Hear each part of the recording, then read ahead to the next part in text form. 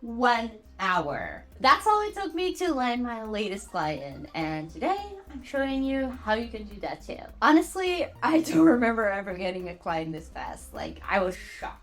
I was just at my computer playing games, and I just happened to get an email saying a new job got posted to Contra that just might interest me. And if you don't know about Contra yet, I did a video on it. Go check it out after this one. Super cool and has no fees. So you should check it out. And I don't often apply to jobs at night, let alone on a Friday night when I'm busy having fun. But curiosity just got the best of me, and I checked the job post. It sounded perfect to me, and I had to apply right then and there. I would have never guessed that literally 1 hour later I would have a new client. Like, I thought it would be just like any other job where you apply, wait a couple of days, and either get ignored or get a response back.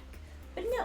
This client responded immediately. There was no fluff, no wasted time. And now, buckle up, because I'm about to share everything that went down so you can try and replicate that for yourself. So the first thing, of course, was that I was quick to apply. I got the email notification, and probably 5 minutes later, I had sent the application. I'm pretty sure I was the first one to apply, not gonna lie. So yeah, bonus points for that, I guess. Thing number 2 that helped me get the job was I sent a genuine, personable video. You know me, I love using Loom to send videos to clients. I'm actually thinking about doing a video on that pretty soon, so subscribe so you don't miss out on that. And I guess hit the like button if you'd like to see that. But yeah, I sent them a video.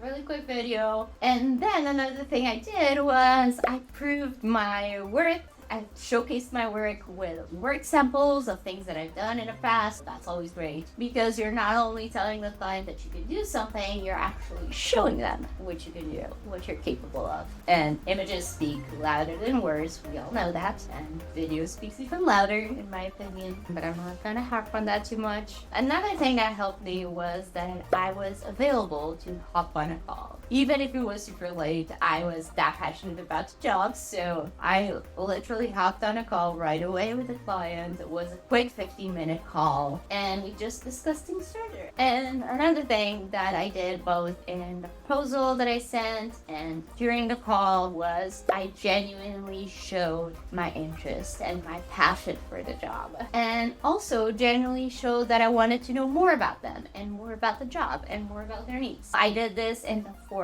of asking questions about what they did and what they were looking for exactly, but I also shared ideas and brainstormed ideas with them and just my overall thoughts about the project. And I was pretty much a no filter open book throughout the whole thing. I mean, for good and bad, that's usually how I am. I'll say things as they are. So really, this is quite of a short video, but it just goes to show that you don't need to be the most professional, the most experienced, or the cheapest, or the best freelancer out there to get a job. All you need is availability, willingness to help, proof that you can do your job, and once again, you don't need to have worked with clients before to have a portfolio, and you need to clearly show your client what you bring to the table. And of course, a little bit of luck helps too. Like, I just sent a timely personal message to the client, and the client just loved that.